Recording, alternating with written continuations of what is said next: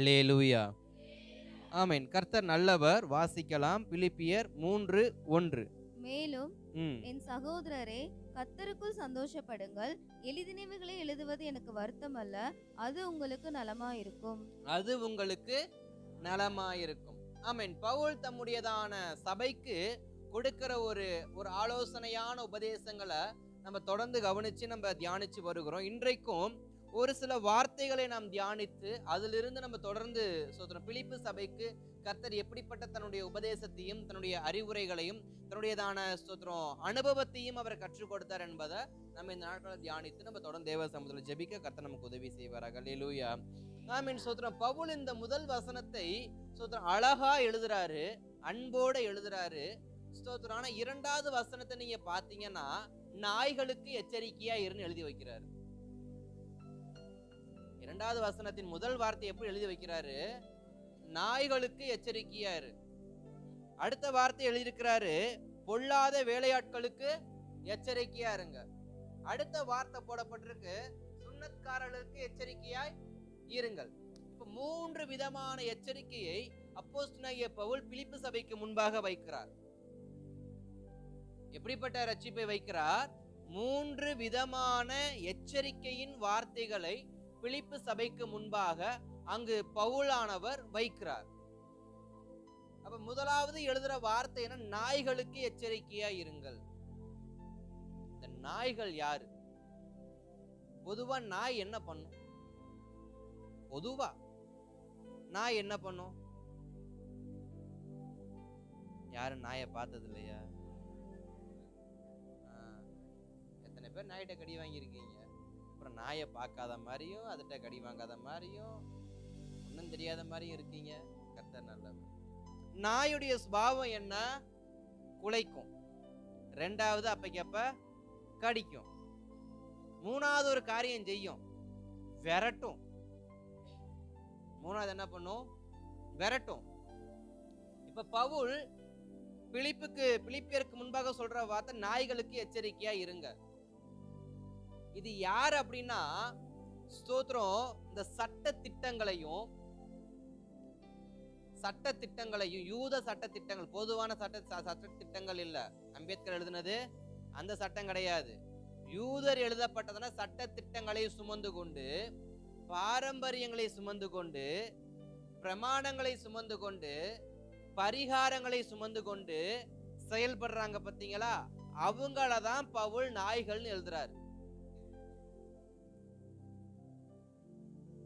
யூதவாதிகள், இந்த தீவிரவாதிகள் சொல்லுவோம் பாத்தீங்களா?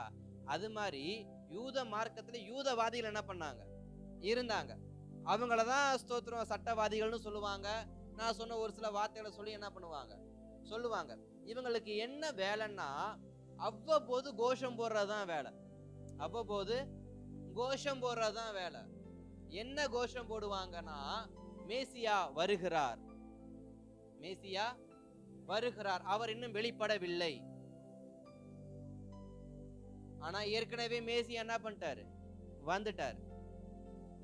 ஆனா இவங்க இன்னும் சொல்ற விஷயம் என்ன? மேசியா இன்னும் வரல.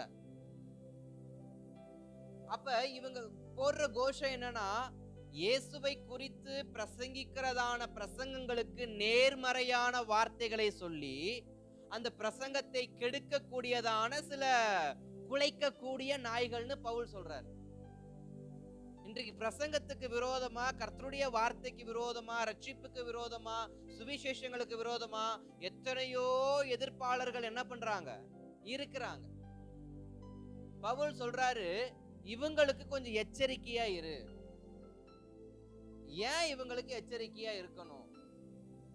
ஏன் இவங்களுக்கு எச்சரிக்கையா இருக்கணும்? இவங்க முழுக்க வேற காரியங்களை சிந்தித்து சித்தரித்து எழுதி அதை செயல்படுத்தக்கூடியவங்க. நம்பிக்கைக்குரிய காரியத்தை அவர்கள் பேச மாட்டாங்க. உண்மைக்கு நேரான காரியங்களை அவங்க பேச மாட்டாங்க. அவங்களுடைய வாயிலிருந்து புறப்படக்கூடிய அத்தனையும் எப்படிப்பட்டதா இருக்கணுமா? பொய்யும் சத்தியத்துக்கு விரோதமுமாக தான், இயேசு கிறிஸ்துக்கு விரோதமுமாக தான் என்ன பண்ணுமா? இருக்குமா? அப்ப இப்படிப்பட்டதான குலைக்கக்கூடியவங்களுக்கு, கடிக்கக்கூடியவங்களுக்கு நீங்க என்ன பண்ணுங்க? எச்சரிக்கையா இருங்க. ஏன்னா இவன் அடிக்கடி உங்களை துரத்துவான், அடிக்கடி உங்களை வந்து என்ன பண்ணுவான், பிடிப்பா. ஏன் பிடிப்பானா, புறஜாதியா இருக்கிற நீ சோதர யூத மார்க்கத்துக்குள்ள என்ன பண்ணணும், வந்தாதான் நீ ரட்சிக்கப்படுவ. புறஜாதியா இருக்கிற நீ யூத மார்க்கத்துக்குள்ள வந்தாதான் ரட்சிக்கப்படுவ. கவனிக்கணும், ரட்சிப்பு என்பது இயேசு கிறிஸ்துவை இருதயத்தில் ஏற்றுக்கொள்வதனால் வரக்கூடியதா, இல்ல ஆலயத்துக்கு வரதனால் வரக்கூடியதா? ரட்சிப்பு என்பது ஸ்தோத்திரம் பாவ மன்னிப்பின் நிச்சயம் என்பது இயேசு கிறிஸ்துவை சொந்த ரட்சகராய் ஏற்றுக்கொண்டு பிதா குமாரன் பரிசுத்தாவின் நாமத்துல ஞானஸ்நானம் எடுத்து வரக்கூடிய பாவ மன்னிப்பா, இல்ல ஸ்தோத்திரம் போதகர் காலில் போய் விழுந்து முழங்கால் படியிட்டு அவர் நம்ம தலையில கைய வச்சு வரக்கூடிய பாவ மன்னிப்பா? பிதா குமாரன் பரிசுத்தாவின் நாமத்தினால ஞானஸ்நானம் எடுத்தாதான் என் பாவங்கள் என்ன பண்ணப்படுது, மன்னிக்கப்பட்டதுங்கிற ஒரு அடையாளம் எனக்கு கொடுக்கப்படுது. ஆனா இந்த யூத மக்கள் என்ன பண்ணாங்கன்னா, இது அனைத்திற்கும் நேர்மாறானவர்கள். நேர்மாறானவர்கள்னா பாவ மன்னிப்பு என்றால் அது பிரதான ஆசிரியரால மட்டும்தான் என்ன பண்ண முடியும், கொடுக்க முடியும். நீ பிரதான ஆசிரியனுக்கு முன்பாக நீ போய் முழங்கால் படியிட்டு ஸ்தோத்திரம் நான் செய்த குற்றங்கள், நான் செய்த பாவங்கள் இவை இவை இவை இவைன்னா அந்த பாவங்களுக்கு ஸ்தோத்திரம் அந்த பிரதான ஆசிரியர் என்ன பண்ணுவான், ஸ்தோத்திரம் நமக்கு தலையில கைய வச்சு நமக்கு ஜெபம் பண்ணி இன்றோடு உன் தீட்டு கழிஞ்சது போன்னு என்ன பண்ணிடுவாரு. இந்த விஷயத்தை தான் புதிய ஏற்பாட்டு காலத்துல இயேசு கிறிஸ்து வன்மையை கண்டித்தார். எப்படி கண்டித்தாருன்னா, என் பிதாவின் வீட்டை நீங்கள் கள்ளர் குகையா என்ன பண்ணிருக்கீங்க, மாத்தி வைத்திருக்கிறீங்கன்னு சாட்டையை எடுத்து ஸ்தோத்திரம் அங்க ஒரு பெரிய ஒரு ஸ்தோத்திரம் கோபத்தை அவர் காண்பிப்பதற்கு காரணம் என்னன்னா, பிதாவின் வீடு எப்படிப்பட்டது, யாவருக்கும் பொதுவானது. அதை இப்ப எப்படிப்பட்ட வீடா மாத்தி வச்சிருக்கிறாங்கன்னா, பிரதான ஆசாரியர்களும் யூத மார்க்கத்தாரும் ஒரு சில பேர் அவங்கள் வசமாக ஆலயத்தை என்ன பண்ணிருக்கிறாங்க, கைப்பற்றி வச்சிருக்கிறாங்க. இன்றைக்கும் சபைகளுக்குள்ள ஸ்தோத்திரம் இந்த முந்தின அப்படின்னாக்க மூப்பர்கள்னு சொல்லி ஒரு சில பேர் என்ன பண்ணுவாங்க, இருப்பாங்க. பழைய விசுவாசியும் ஐக்கியம்னு ஒண்ணு இருக்கும். இவங்க எல்லாரும் என்ன பண்ணுவாங்கன்னா, சபையை தங்களுடைய கரத்துல என்ன பண்ணிக்கிறாங்க, எடுத்துக்கொண்டு ஸ்தோத்திரம் வரக்கூடியதான ஊழியரா இருக்கட்டும், வரக்கூடிய கர்த்தருடைய வார்த்தையா இருக்கட்டும், அதை அவங்க என்ன பண்ணுவாங்களாம், ஸ்தோத்திரம் அவங்க சொல்றபடிதான் என்ன பண்ணணும். ஏன்னா இப்ப ஸ்தோத்திரம் இயேசு கிறிஸ்து தம்முடைய ஆலயத்தை பார்த்து கள்ளர் குகையா மாத்தாதீங்கன்னு சொல்ல காரணம் என்ன, அங்க எல்லாமே காசுக்கு விற்கப்படுது. தேவ சமூகத்துக்கு வரக்கூடிய காரியங்கள் நம்மிடத்திலிருந்து வரக்கூடியனுமே தவிர அங்க போய் என்ன பண்ணக்கூடாது, வாங்கிக்க கூடாது. இப்ப அங்க போய் வாங்கிக்கிறதால என்ன ஆச்சுன்னா, பலிமிருகங்கள் யாருமே என்ன பண்ணல, வளர்க்கல. அப்படின்னா இவங்களுக்கு ஜாக்கிரதையான வாழ்க்கை என்ன ஆயிருச்சு, போயிருச்சு. ஏன்னா இப்ப ஒவ்வொருத்தரும் தங்களுக்கு உண்டானவைகளை ஜாக்கிரதையா வளர்த்து வரணும், ஜாக்கிரதையா வச்சுக்கணும். அவங்க தங்களிடத்தில் இருக்கிறதான மாசற்றதை பழுதற்றதை கொண்டு போய் தேவ சமூகத்துல கொடுக்கணும். இப்ப எல்லாமே உங்களுக்கு எப்படி ஆச்சு, லெகுவாயிருச்சு. ஏன்னா எல்லாமே எங்க விற்கப்படுது, ஆலயத்தின் வாசல்ல. ஆலயத்தின் வாசல்ல ஒரு பெரிய டெண்டு போட்டு அங்க எல்லாத்தையும் என்ன பண்ணிட்டு இருக்கிறாங்க, விற்று கொண்டு இருக்கிறாங்க. அதை இவர்கள் காசு கொடுத்து என்ன பண்றாங்க, வாங்கி கொள்றாங்க. ஒவ்வொருவருக்கும் ஒவ்வொரு விதமான ஸ்தோத்திரம் பண வித்தியாசத்துல விற்கிறாங்க. ஏழைகளுக்கு ஒரு மாதிரி, பணக்காரங்களுக்கு ஒரு மாதிரி, ஸ்தோத்திரம் ராஜாக்களுக்கு ஒரு மாதிரி, செல்வந்தர்களுக்கு ஒரு மாதிரி, ரோம அரச அதிகாரிகள் வந்தா ஒரு மாதிரி. ஏன்னா ஸ்தோத்திரம் நீங்க இது விசேஷமாய் இன்றைக்கு ஸ்தோத்திரம் சில இடங்களுக்கு நீங்க போனீங்கன்னா, ஒரு தட்டு 50 ரூபா, ஒரு தட்டு 100 ரூபா, ஒரு தட்டு 150 ரூபா, ஒரு தட்டு 200 ரூபான்னு சொல்லி என்ன பண்ணிருப்பாங்க, தட்டுகளை வச்சிருப்பாங்க. கவனிச்சிருக்கீங்களா?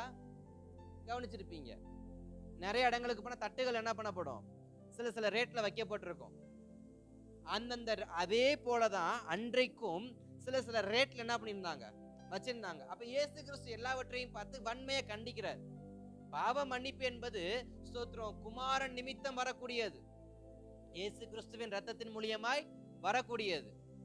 ஆனா யூத மார்க்கத்தார் என்ன பண்றாங்க, ஸ்தோத்திரம் நீ ஆசரிப்பு கூடாரத்துக்கு வா, அங்க பாவ மன்னிப்பு பொருள் என்ன பண்ணுது, விற்கப்படுது. அதை வாங்கி ஆலயத்துல கொடுத்த எல்லாம் போயிடும், தோஷம் கழிஞ்சிடும். ஸ்தோத்திரம். அதனாலதான் பிலிப்பியருக்கு பவுல் எழுதுறாரு, இப்படிப்பட்ட கொலைக்க கூடியவங்களுக்கு எப்படி இருங்க, கொஞ்சம் எச்சரிக்கையா இருங்க. ஏன்னா இவங்க நாளைக்கு உங்களையும் கூட கூட்டிட்டு போயிருவாங்க. உங்களையும் கூட. அதனால இவங்களுக்கு எதிராக நீங்க என்றைக்கும் சத்தியத்தில் நிற்க வேண்டும் அப்படிங்கிற விஷயத்த அங்க பவுல் எழுதுறார். அது மாத்திரம் இல்லாம பொல்லாத வேலையாட்களுக்கு எச்சரிக்கையா இருங்கன்னு எழுதுறாரு. இந்த பொல்லாத வேலையாட்கள் யாருன்னா கள்ள போதகர்கள். யூத மார்க்கத்தார்ல ஒரு குரூப் இருக்கு, பிரசங்கிக்கிற ஒரு கூட்டம், போதிக்கிற ஒரு கூட்டம் என்ன பண்ணுது இருக்கு. இந்த கூட்டத்துக்கு என்ன வேலை அப்படின்னா, ஸ்தோத்திரம், யூத மார்க்கத்தை குறித்தே உபதேசம் பண்ணிட்டு இருப்பாங்க. எதை குறித்து உபதேசம் பண்ணிட்டு இருப்பாங்க? யூத மார்க்கத்தை மாத்திரம் வைத்து உபதேசம் பண்ணிட்டு இருப்பாங்க. ஆனா அவங்க யாரு? ஊழியர்கள். இவங்க எதை பிரசங்கிக்கிறாங்கன்னா, பரிசேயர்கள், சதுசேயர்கள், ஆசாரியர்கள், வேதபாரகர்கள் எதை தங்கள் கரத்தில் கொடுத்து பிரசங்கம் பண்ண சொல்றாங்களோ அதை தான் இவங்க பிரசங்கம் பண்ணிட்டு இருக்கிறாங்க. ஆவியானவர் கொடுத்த வார்த்தையை பிரசங்கம் பண்ணது கிடையாது. இன்றைக்கும் அநேகர் ஆவியானவரால் வார்த்தையை பெற்றுக்கொண்டு பிரசங்கிக்கிறாங்களோ இல்லையோ, 500 பிரசங்க புத்தகம், 1000 குறிப்பு பிரசங்க புத்தகம், 100 குறிப்பு பிரசங்க புத்தகத்தை எடுத்துட்டு என்ன பண்ணிடுறாங்க? பிரசங்கம் பண்ணிடுறாங்க. அதனாலதான் வேதம் சொல்லுது, பொல்லாத வேலையாட்களுக்கு எச்சரிக்கையா இருங்க. ஏன்னா இவங்க பெற்றுக்கொண்டதை பிரசங்கிக்கல, வாங்கிட்டு வந்ததை பிரசங்கிக்கிறாங்க. வாங்கிட்டு வந்ததை பிரசங்கிக்கும் பொழுது என்ன ஆகும்? அது குறிப்பு முடிஞ்ச உடனே பிரசங்கம் வராது. அடுத்த 100 குறிப்பு புத்தகத்தை நோக்கி என்ன பண்ணணும்? போகணும். அப்ப இந்த யூத மார்க்கத்திலிருந்து போதிக்கக்கூடிய இந்த கள்ள போதகர்கள் என்ன பண்றாங்களாம்? ஸ்தோத்திரம், வாங்கி வந்து பிரசங்கம் பண்ணி கொண்டு இருக்கிறாங்க. பிரசங்கம் பண்ணணும் சுயத்தில் அல்ல, தேவ கிருபையில், தேவன் கொடுத்த அருளில், தேவன் கொடுத்ததான வார்த்தையை வைத்து பிரசங்கிக்கும் பொழுது நிச்சய மாற்றங்கள் உண்டாகும். இன்றைக்கு ஏன் பிரசங்கத்தின் மூலியமாய் அநேக மாற்றங்கள் உண்டாகலன்னா, அன்றைக்கு பேதுரு பிரசங்கம் பண்ணாரு 3000 பேரு, இன்றைக்கு நானும் பிரசங்கம் பண்றேன், ஏன் ஆத்மா ரட்சிப்பு வரல அப்படின்னா, ஸ்தோத்திரம், அன்றைக்கு பேதுரு பிரசங்கித்தது முழுக்க முழுக்க ரெஃபரன்ஸ் வச்சு என்ன பண்ணல? பிரசங்கம் பண்ணல. மொத்த வாக்கியத்தை வச்சு அவர் என்ன பண்ணல? பிரசங்கம் பண்ணல. கன்கார்டன்ஸோ கமாண்ட்ரியோ எக்ஸெட்ரா வச்சு அவர் பிரசங்கம் பண்ணல. அவர் பிரசங்கம் பண்ணியது முழுக்க முழுக்க தேவ ஆவியானவரால் அருளப்பட்டவைகள் மாத்திரமே. அப்ப தேவ அருளால் பெறப்பட்ட வார்த்தையை பிரசங்கிக்கும் பொழுது நிச்சயமாய் ரட்சிப்பு உண்டாகும். இந்த பொல்லாத வேலையாட்கள் என்ன பண்றாங்க? ஸ்தோத்திரம், யூத மார்க்கத்துக்கு சாதகமான வார்த்தையை பிரசங்கிக்கிறாங்க. இன்றைக்கு கிறிஸ்தவத்திலே நிறைய பிரிவினைகளை வைத்துக்கொண்டு, இன்றைக்கு ஸ்தோத்திரம் இயேசு கிடையாது, ஆவியானவர் கிடையாது, ஸ்தோத்திரம் அவங்க கிடையாது, இவங்க கிடையாதுன்னு சொல்லிட்டுன்னு யாரோ ஒருத்தரை மாத்திரம் பிடித்து கொண்டு இன்றைக்கு அதுல இருக்கிற ஒரு சில 10 வார்த்தையோ 30 வார்த்தையோ மாத்திரம் என்ன பண்ணுவாங்க? குறிச்சு வச்சுக்கிட்டு அதையே போக்கஸ் பண்ணி பேசுறவங்க இன்னைக்கு இருக்கிறாங்க. இடையில ஒரு முறை ஒரு சபையை சார்ந்த சகோதரியோடு பேசுவதற்கு ஒரு வாய்ப்பு கிடைச்சிச்சு. அவங்க சத்தியத்துல வளர்ந்த ஒரு சகோதரி. இப்ப இடையில ஸ்தோத்திரம் அநேகரால் ஸ்தோத்திரம் வேண்டாம் என்று வெறுக்கப்பட்டதான ஒரு சபைக்கு அவங்க தொடர்ந்து போனாங்க. மதுரையில இருக்கக்கூடியதான ஒரு சபைக்கு அவங்க போய் தொடர்ந்து அங்க போய் கர்த்தருடைய வார்த்தையை கேட்க, ஆராதிக்க, ஆடல் பாடல்னு சொல்லி நடந்திருக்கு. இதை கேள்விப்பட்டுட்டு அவங்க கிட்ட நாங்க பேசுறோம், போன்ல பேசுறோம், ஏமா நீ எப்படி வளர்ந்த புள்ள, நீ ரட்சிப்புக்கு எப்படி நின்ற, உன்னைய வளர்த்த ஸ்தோத்திரம் பரிசுத்தவான் அவர் எவ்வளவு பெரிய தேவ மனிதனா இருந்து அவர் நமக்கு எவ்வளவு அழகா சத்தியத்தை உபதேசம் பண்ணாரு. ஸ்தோத்திரம், அப்படிப்பட்ட தகப்பனுக்கு கீழே வளர்ந்த மகளா இருக்கிற நீ இன்றைக்கு இப்படிப்பட்ட ஒரு வேற விதமான உபதேசத்துக்குள்ள போறியே, இது உனக்கு நல்லதா படுதான்னு சொல்லி கேட்டதுக்கு இதே வசனத்துல இருந்து ஸ்தோத்திரம் இப்படிப்பட்ட உபதேசத்துக்கு சாதகமான வார்த்தையை எடுத்து அவங்க எங்களுக்கு சொல்றாங்க. இல்ல இப்படி போட்டிருக்கு பாருங்க. அப்ப ஸ்தோத்திரம் என்ன அர்த்தம்? இந்த பொல்லாத வேலையாட்கள் என்ன பண்றாங்க? தங்களுக்கு சாதகமான வார்த்தைகளை குறித்து எடுத்து அதை பிரசங்கங்களாய் கொடுத்து நம்மை கவர்ந்து நாமும் அதற்கு அடிமையாகிறோம். காரணம், அவர் எதுல இருந்து பிரசங்கிக்கிறாங்க? வேத புஸ்தகத்துல இருந்து. வேற ஒரு நோட் எடுத்து பிரசங்கம் பண்ணா நானும் கேள்வி கேட்பேன், நீங்களும் கேள்வி கேட்பீங்க. ஆனா வேத புஸ்தகத்துல இதுலயே சொல்லப்பட்ட மத்தேயுல இருந்து, இதுல சொல்லப்பட்ட வெளிப்படுத்தல இருந்து, இதுல சொல்லப்பட்ட ராஜாக்கள் இருந்து பிரசங்கம் பண்ணாக்க நான் எப்படி அதை இல்லைன்னு சொல்ல முடியும்? ஆனா வெளிப்படையாய் தெரிகிறது அனைத்தும் போலியான விஷயம் என்று சொல்லி. அனைத்தும் போலியான விஷயம் என்று வெளிப்படையாய் தெரிகிறது. ஆனா அதை ஏற்றுக்கொள்வதற்கு இன்றைக்கு என்ன இல்லை மனதுல. காரணம் அதுவும் வேதாகமத்திலிருந்து வர்றது. அதனாலதான் சுதனம் பவுல் அன்றைக்கு எழுதி வைக்கிறாரு, இப்படிப்பட்ட பொல்லாத வேலையாட்களுக்கு எப்படி இருங்க, எச்சரிக்கையா இருங்க. நல்லது போலதான் அவங்க உங்களை கூப்பிடுவாங்க, நல்லது போலதான் கூப்பிடுவாங்க. ஆனா அவர்கள் பொல்லாத வேலையாட்கள். காரணம் அவர்கள் தேவ ஆவியினிடத்திலிருந்து வார்த்தையை பெற்றுக்கொண்டு அவங்க பிரசங்கிக்கிறது கிடையாது. அவங்களுடைய பிரசங்கத்துல எழுப்புதல் வராது, அவங்க பிரசங்கத்துல அழுக வராது, அவங்க பிரசங்கத்துல ஒப்பு கொடுத்தல் இருக்காது. அவங்க பிரசங்கத்துல முழுக்க முழுக்க சிரிப்பு இருக்கும், என்ஜாய்மெண்ட் இருக்கும், என்டர்டைன்மெண்ட் இருக்கும், எல்லாமே இருக்கும். ஆனா ரட்சிப்பு இருக்காது, ஆவியானவர் இருக்க மாட்டாரு, ஒப்பு கொடுத்தல் இருக்காது, கண்ணீர் இருக்காது, சோதரம் பாவத்தை ஒப்புக்கொண்டு தேவ சமுத்திரம் மனக்காஸ்த அழுகிற அழுக இருக்காது. இது இல்லாத இடம் அனைத்துமே கள்ளர் குகைகள் மாத்திரமே தவிர வேற எதுவும் கிடையாது. அததான் பவுல் சொல்றாரு, பொல்லாத வேலையாட்களுக்கு எச்சரிக்கையா இருங்க. நீங்க ஒரு இடத்துல இருந்து ஒரு இடத்துக்கு போறீங்க, சரியான நேரத்துக்கு உங்க சபைக்கு போக முடியல, ஏதோ தவறுதலா மாறி போறது தப்பு இல்ல. புரிந்து கொண்டு அதை என் இருதயம் ஏற்றுக்கொள்ளையன்றத நான் பக்குவம் அடைந்தவனா இருக்கணும். எதுல? சத்திய வேத வசனத்துல எனக்கு போதிக்கப்பட்ட சத்தியத்துல நான் தேறினவனா இருக்க வேண்டும். அதை நான் முழுமையை கடைபிடிக்க கூடியவனா இருக்க வேண்டும். அதனாலதான் சொல்றாரு, இயேசுவை அல்லாமல் ரட்சிப்பு இல்ல, இயேசுவின் ரத்தத்தை அல்லாமல் பாவ மன்னிப்பு இல்ல, பிதா குமாரன் பரிசுத்த ஆவி நாமத்துல அல்லாமல் ஞானஸ்நானம் கிடையாது. பரிசுத்த ஆவியை தேற்றவன தவிர நம்மை நேர் வழி நடத்தக்கூடிய ஒருவரும் இந்த உலகத்துல கிடையாது. அவரை நோக்கி பார்க்கும் பொழுது அவர் நமக்கு மறு உத்தரவு கொடுத்து நம்மை நடத்தக்கூடிய ஒரு நல்ல தெய்வமாக இருக்கிறார், நல்ல தகப்பனாக இருக்கிறார். நம் உலகத்துல இருந்தோம், நம்ம பாவத்துல இருந்தோம், இன்றைக்கு அவருக்கு உட்பட்டவர்களாக அடிமையின் வாழ்க்கையிலிருந்து சுதந்திரவாளியின் வாழ்க்கையை வாழ்றோம்னு இவ்வளவு காரியத்தை கற்றுக்கொண்ட நான் மீண்டும் உலகத்தின் சந்தோஷத்தை அனுபவிக்க போனாக்க நான் சத்தியத்தில் நிற்கிறவன் அல்ல, நான் சத்தியத்தில் நிற்கிறவன் அல்ல. இன்னும் அடுத்த ஒரு காரியத்தை சேர்த்து சொல்லணும் அப்படின்னா, இந்த பொல்லாத வேலையாட்கள் யாரு அப்படின்னா, இவங்க கிட்ட இரண்டு விதமான சுபாவங்களை நம்ம பார்க்க முடியும். ஒன்று, 50% தேவ சாயல் காணப்படும். தேவ சாயல்னா வேதத்தின் சுபாவம் காணப்படும். மீதம் 50 சுபாவம் உலகத்தின் சுபாவம் என்ன பண்ணும், காணப்படும். அதாவது இரண்டு விதமான சாயலை அவங்க தரித்து பிரசங்கிப்பாங்க. ஒன்று, வேதத்தை முன்னிட்டு உலகத்தை பிரசங்கிப்பாங்க, அல்லது உலகத்தை முன்னிட்டு வேத வசனத்தை எடுத்து காட்டுவாங்க. அப்ப பரிசேயர்களும் சதுசேயர்களும் வேத பாரகர்களும் எப்படிப்பட்ட வார்த்தையை எடுத்து இவங்களுக்கு கொடுத்துக்கிட்டு இருக்கிறாங்க, மேசியா இன்னும் வரல, மேசியா இன்னும் வரல, நமக்கு பாவ மன்னிப்பு வேணும்னாக்க பிரமாணத்தை ஃபாலோ பண்ணாதான் பாவ மன்னிப்பு. ஸ்தோத்திரம். இங்க வந்தாதான் அங்க வந்தாதான் சொல்லிட்டு இன்னமும் நெருக்கடிகள் என்ன பண்ணி கொண்டிருக்கு, வைத்து கொண்டு இருக்கிறாங்க. அதனாலதான் பவுல் எழுதுறாரு, பொல்லாத வேலையாட்களுக்கு எச்சரிக்கையாய் இருங்கள். அடுத்து மூன்றாவது ஒரு காரியம் சொல்றாரு, எச்சரிக்கையாய் இருங்கன்னு எழுதி வச்சிருக்கிறாரு. இவங்க யாரா? விருத்த சேதனம் பண்ணப்பட்டதான யூத மார்க்கத்தார். இந்த சுன்னத்காரர்கள் அப்படிங்கிறது யாருன்னா, ஸ்தோத்திரம், யூத மார்க்கத்தில் விருத்த சேதனம் பண்ணப்பட்டதான ஜனங்களை தான் இங்க பவுல் எழுதுறாரு, வேற யாரையும் இங்க பவுல் எழுதல. அப்ப இந்த ஸ்தோத்திரம் தன்னுடைய சரீரத்தின் சதைகளை கீறி கொண்ட இவர்கள் எப்படிப்பட்டவங்களா காணப்படுறாங்களா? எங்களை போல வைராக்கியமானவர்கள் இந்த உலகத்தில் யாரும் இல்லை என்கிற பெருமை யாருக்கு இருக்குன்னா, இந்த விருத்த சேதனம் பண்ணவனுக்கு இருக்கு.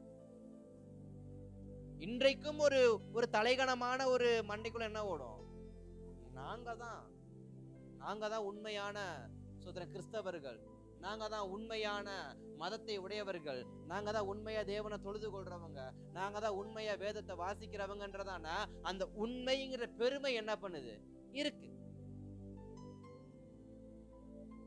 இப்படிப்பட்ட ஜனங்களுக்கு தேவ பிள்ளைகள் சபை எப்படி இருக்கணுமா, எச்சரிக்கையா இருக்கணுமா. தன் மாமிசத்தை கீறி கொண்டவனுக்கு எச்சரிக்கையா இருக்கணும், பொல்லாத வேலையாட்களுக்கு எச்சரிக்கையா இருக்கணும், நாய்களை போல குலைக்கிறவங்களுக்கு எச்சரிக்கையா இருக்கணும். ஏன்னு கேட்டா அடுத்த வசனத்துல சொல்லப்படுகிற அடுத்த வசனத்தை வாசிங்க. ஏனெனில் மாம்சத்தின் மேல் நம்பிக்கையா இராமல் கிறிஸ்து இயேசுவுக்குள் மேன்மை பாராட்டுகிற நாமே விருத்த சேதனம் உள்ளவர்கள். ஸ்தோத்திரம். வேதம் அழகா சொல்லுகிறது, ஏனெனில் மாம்சத்தின் மேல் நம்பிக்கையாய் இராமல் ஆவியிலே தேவனுக்கு ஆராதனை செய்து கிறிஸ்து இயேசுவுக்குள் மேன்மை பாராட்டுகிற நாமே விருத்த சேதனம் உள்ளவர்கள். அப்ப இந்த நாய்களும் இந்த பொல்லாத வேலையாட்களும் இந்த சுன்னத்காரர்களும் யார் அப்படின்னா மாம்சத்தில் நம்பிக்கை வைக்க கூடியவர்கள் என்று வேதம் சொல்லுகிறது. பவுல் சொல்றார், யார் இவங்கெல்லாம்? மாம்சத்தின் மேல் நம்பிக்கையாய் வைத்திருக்கிறவர்கள். அதனாலதான் வேதம் நமக்கு சொல்லுகிறது, நீ மாம்சத்தை ஒரு நாள் என்ன பண்ணாத, நம்பாத. மாம்சத்தின்படி நடக்கக்கூடியதான விஷயத்தை நம்பாத. மாம்சத்தின்படி செயல்படக்கூடிய ஆராதனையை நம்பாத. மாம்சத்தின்படி செயல்படக்கூடிய கர்த்தருடைய வார்த்தையை நம்பாத. மாம்சத்தின்படி கொடுக்கக்கூடிய பாவ மன்னிப்பை நம்பாத. மாம்சத்தின்படி சபைக்குள் செய்கிற எந்த காரியத்தையும் நம்பாதன்னு சொல்லி பவுல் எழுதுறாரு. காரணம், ஆவியில் செய்யப்படுவதை மாத்திரம் நம்புங்கள். மாமிசம் எது, ஆவி எது, நான் எப்படி கண்டுபிடிக்க முடியும்? நான் மாம்சத்தை வெறுக்கிறவனாய் இருந்தால் ஆவியை உணர்ந்து கொள்ள முடியும். நான் மாம்சத்தை நேசிக்கிறவனாய் இருந்தால் ஆவியை வெறுக்கத்தான் முடியும். இன்னும் சொல்லணும் அப்படின்னா, மாமிசம் என்பது அடிமைத்தனத்தின் வாழ்க்கை. மாமிசம் என்பது அடிமைத்தனத்தின் வாழ்க்கை. அடிமைத்தனத்தின் வாழ்க்கையை நான் மீண்டும் தொடராதிருந்தால் அதுவே போதும். மாமிசம் என்பது அடிமையிலிருந்து வரக்கூடியது. கலாத்திய 4ஆம் அதிகாரம் 23வது வசனத்தில் சொல்லப்படுகிறது, மாம்சத்தின் பிறந்தவன் அடிமை. மாம்சத்திலிருந்து பிறந்தவன் அடிமை, தேவனிடத்திலிருந்து பிறந்தவன் சுதந்திரவாளி. அங்க ஆகார குறிச்சும் சாராள குறிச்சும் அங்க வார்த்தை கொடுக்கப்பட்டிருக்கும். ஆகார இடத்திலிருந்து பிறந்த இஸ்மவேல் எப்படிப்பட்டவனா ஒப்பிடப்படுகிறது? மாம்சத்தின்படி பிறந்த அடிமை என்று. ஆனா ஈசாக்கு எப்படி சொல்லப்படுகிறது? தேவ சித்தத்தின்படி பிறக்கப்பட்டதான சுதந்திரவாளி என்று சொல்லி. ஆனா வேதம் எதை எடுத்துக்கொள்ள சொல்லுகிறது? அடிமையின் வாழ்க்கையை எடுத்துக்கொள்ளாதே, சுதந்திரவாளியின் வாழ்க்கையை எடுத்துக்கொள். மாம்சத்தின் வாழ்க்கையை எடுத்துக்கொள்ளாதே, ஆவியின் வாழ்க்கையை எடுத்துக்கொள். அப்படி என்றால் வாக்குத்தத்தம் பண்ணப்பட்ட தேவ வார்த்தையை பெற்றுக்கொள், தேவ சமூகத்தை காத்துக்கொள், தேவனிடத்தில் நம்பிக்கையாயிரு. இது ஆவிக்குரியவைகள். மாம்சத்துக்கு ஏற்ற யோசனைகளுக்கு உட்படாம, மாம்சத்துக்கு ஏற்ற காரியங்களை செயல்படுத்தாம, மாம்சத்துக்கு ஏற்ற காரியங்கள்ல என் இருதயத்தை விட்டு கொடுக்காமல் நான் தேவனுக்கென்று என் இருதயத்தை காத்துக் கொள்வேன் என்றால் நான் மாம்சத்தை விட்டு விலகினவனாய் காணப்படுவேன். அல்லேலூயா. அப்ப மாம்சத்துக்கும் ஆவிக்கும் என்ன வித்தியாசம்? என்னை எதிலிருந்து கர்த்தர் விடுதலை கொடுத்தாரோ அது மாம்சீக வாழ்க்கை. என்னை எந்த இடத்திலிருந்து என்னை வெளியே கொண்டு வந்தாரோ, எந்த பாவத்திலிருந்து என்னை வெளியே கொண்டு வந்தாரோ, எந்த உறவுல இருந்து என்னை வெளியே கொண்டு வந்தாரோ, எப்படிப்பட்ட பொல்லாத சிந்தைக்குள் இருந்த என்னை வெளியே கொண்டு வந்தாரோ, அதை மறுபடியும் செயல்படுத்தாதபடிக்கு நான் என்ன பண்ணணும்? ஜாக்கிரதையா இருக்கணும். அது மறுபடியும் செயல்படுத்தாதபடிக்கு ஜாக்கிரதையா இருக்கணும். காரணம் என்ன? என் மாமிசம் செத்து விட்டது. மீண்டும் என் மாம்சத்தை நான் என்ன பண்ணக்கூடாது? உயிர்ப்பிக்க கூடாது. அதனாலதான் பவுல் எழுதுறாரு, இவங்களுக்கு எப்படி இருங்க? எச்சரிக்கையா இருங்க. இவங்க மாம்சத்தில் பெருமை பேசலாம். சிலர் சபையிலேயே மாம்சத்தின் பெருமை என்ன பண்ணலாம்? பேசலாம். மாம்சத்தின்படி அவங்க நடந்து கொள்ளலாம். அவங்க மாம்சத்தின்படி அவங்களுடைய திறமைகளை வெளிப்படுத்தலாம், தாளந்துகளை வெளிப்படுத்தலாம். ஆனா அனைத்தும் தேவனுக்கு முன்பாக எப்படிப்பட்டதாய் காணப்படுகிறது? நிர்மூலமாய் ஆக்கப்படுவது போல காணப்படுகிறது. நிர்மூலமாய் ஆக்கப்படுவது போலதான் காணப்படுது. அப்ப நான் எப்படிப்பட்ட பார்வை உடையவனா இருக்கணுமா? என்னுடைய வாழ்க்கை முழுவதும் கிறிஸ்துவுக்கு முன்பாக நாட்டப்பட்டதா இருக்கணுமே தவிர மாம்சத்தின்படி வாழுகிறவனா என்ன பண்ணக்கூடாது? இருக்கக்கூடாது. மாம்சத்தின் நம்பிக்கை வைக்கிறவனா என்ன பண்ணக்கூடாது? இருக்கக்கூடாது. அததான் அப்போஸ்தலனாகிய பவுல் அடுத்தடுத்த வார்த்தையில சொல்றாரு. 4வது வார்த்தையில, மாம்சத்தின் மேல் நம்பிக்கை வைக்க வேண்டுமானால் நானும் வைக்கலாம்.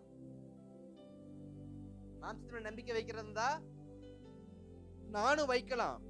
வேறொருவன் மாம்சத்தின் மேல் நம்பிக்கையா இருக்க நினைத்தால் நான் அதிகமாய் அப்படி செய்யலாம்.